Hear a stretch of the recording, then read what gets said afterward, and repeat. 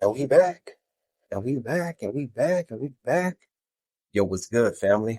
Welcome back to another episode of Sauna IE podcast where we have real, unfiltered conversation most people are scared to have. I'm your host, XO, and today we're going to talk about something heavy, something personal, something that's been swept under the rug for far too long, and that's men's mental health. It's Men's Mental Health Month, and it's time we put this conversation front and center. So buckle up and buckle up. I was gonna say tune in, buckle up, because this episode may hit home for some of you. And I know myself personally when I was researching it, I'm a big advocate for men's mental health because we do, as men, we go through a lot of stuff throughout life, and sometimes we don't have no ways to cope, or we choose the wrong ways to cope with the problems that we're dealing with or any internal conflicts that we have. But let me hit you with this. Did you know that 1 in 5 men experience a mental health issue every single year? And get this, according to the American Foundation for Suicide Prevention, men die by suicide 3.9 times more often than women. 3.9 times. And we're out here acting like we're fine, but in all honesty, we're suffering in silence, and it's literally killing us. And I bet you're wondering why this conversation matters. Society teaches us to be tough, to be providers, to stay stoic. Man up, don't cry, handle it. But nobody ever taught us how to properly process pain, grief, stress, or trauma. And so what happens? We just internalize it, we numb it with work, alcohol, drugs, women, porn, isolation. We wear a mask every day and pretend everything's cool. And it's not. And I've seen it countless times, and it's been displayed with me too, where I mask what I'm internally feeling because it's how do you open up to people? How do you open up to the people around you, and how do you know they'll receive it in the right way? Because, like I said, we're taught to man up, don't cry, handle your business, keep it in, don't tell nobody at that. It's like we're built to not be emotional creatures. And that eventually eats us alive to where we see no end or no resolution to what we're dealing with. So suicide happens. And what I've learned over the years of me studying mental health, it's finding coping mechanisms, coping mechanisms that work for you. And we all have different ones, but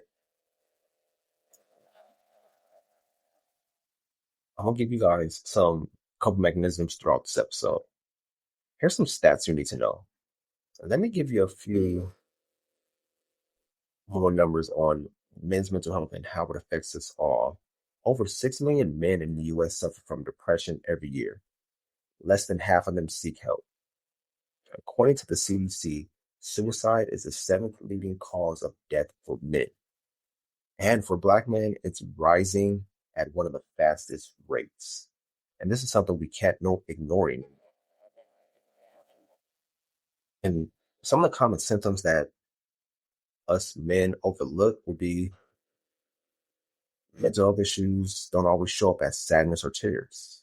For men, it could look like increased irritability or anger, trouble sleeping, lack of motivation, numbing with work, drinking, or isolation, reckless behavior, withdrawal from friends and family.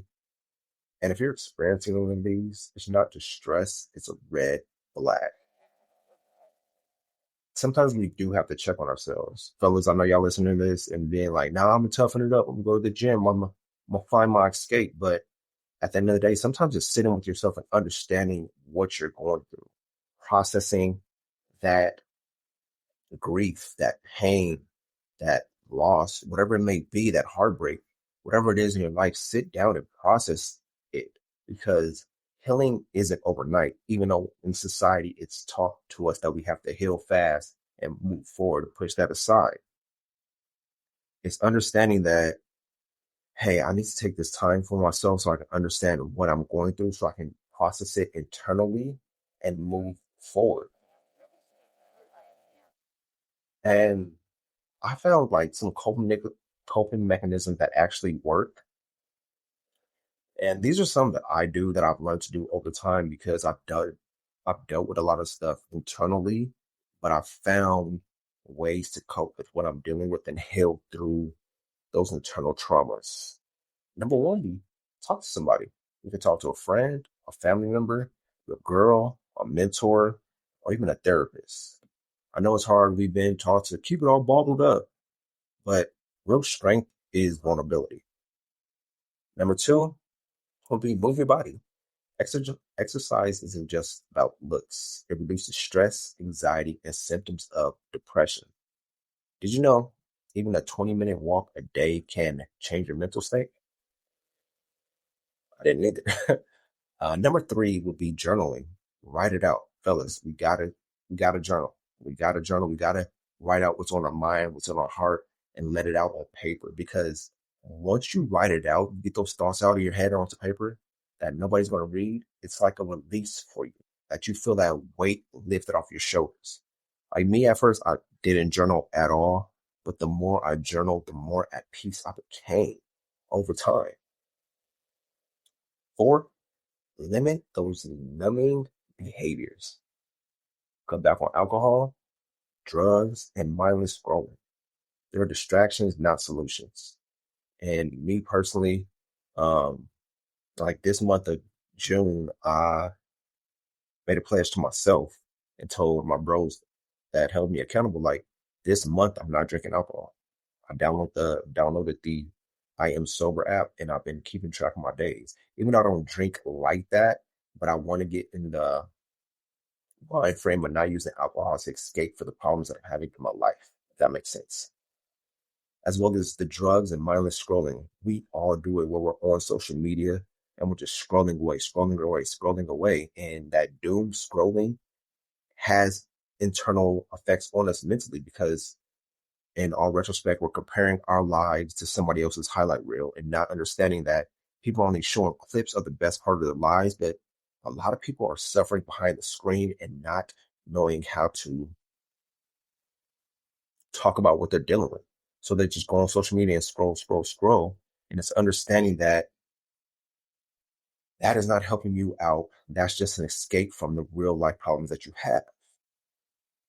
Number five would be practice mindfulness. I'm not saying you got to sit cross-legged on top of a mountain, but 5 minutes of deep breathing or quiet reflection can help calm the chaos. Me personally, meditating has changed my life.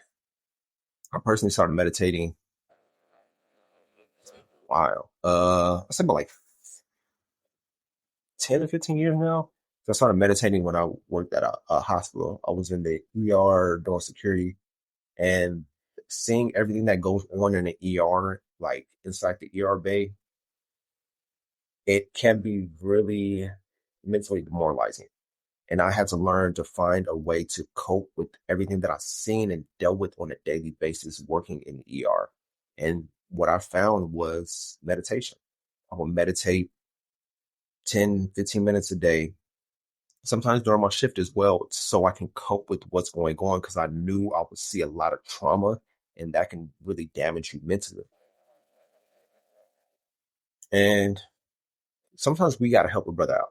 Help out your friends, your family, whatever men you have in your circle, connect with them, whether that's your uncle, your father, your cousins, your brothers. Sit down and talk with them and see how they're doing mentally. Check in on your people because at the end of the day, we all need somebody to talk to about the things that we're dealing with.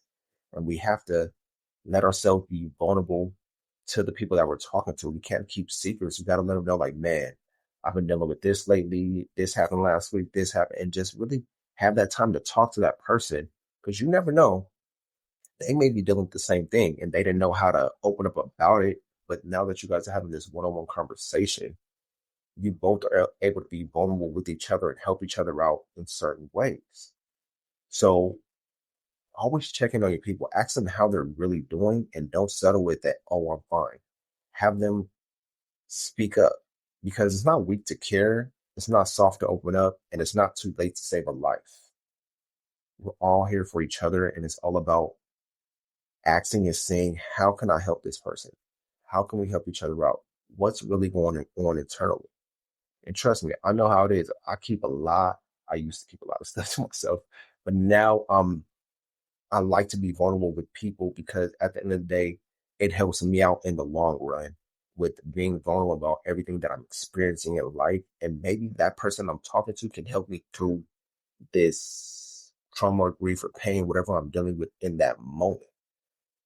So don't forget to check in on your people. We all live a chaotic life, a busy life. We're always busy nonstop, but take 5, 10 minutes out your day and check on the people you love and care about. This is not just for men. This is for women as well. Check on your people and don't just keep it bottled up. Learn to be vulnerable about what you're dealing with because you're not alone. It may seem like you're alone because you're isolating yourself and you think nobody cares about you, but it comes down to opening up, being vulnerable, and knowing who you can talk to about what you are feeling instead of just keeping that in internally. Once again, always check on your people. And men's mental health matters, not just this month, but every month. You don't rise alone, you rise together. If you've been struggling with your mental health, with anything mentally, let this episode be a sign to stop suffering in silence. There's help out there. There's strength in owning your own story. Reaching out to people, asking questions. Reach out to me. I'm always here for you, regardless when it comes to anything mentally, because I want to help you through it. I've lost somebody personally when it came to mental health. So it's understanding that we're all here to help each other and not judge. People want to be vulnerable, but they feel like they'll be judged by the person they're telling it to. Trust me, I went through it where I don't want to be vulnerable, but I was like, I ended up getting into that stage like, fuck it. I'm gonna just tell them what's going on. And what happens, whatever happens, happens. Because at the end of the day, I'd rather let them know versus them not knowing and keep internalizing that to where it's really destroying me on the inside. But I hope this episode helped you. Please share this with anybody that you know that it may help because at the end of the day, we're all here to help each other. And please check on your people. Please ask the questions and don't just settle with the basic on the surface answers. Get deep, have those conversations about what they're feeling, how they're feeling, men or women, whatever it may be. Check on your people. Tell the people you love them, and spend more time with people. Our time is limited on this earth, and time goes by fast. So spend the time with the people you love and care about, and show them that you love and care about them. Always check in, always send a text. Well, if you ain't talked to that person in about 2 weeks, 10 years, whatever it may be, check on your people because at the end of the day, we're all we got. But with that being said, I hope you have a great Tuesday. Enjoy your day. Check on your people, check on yourself.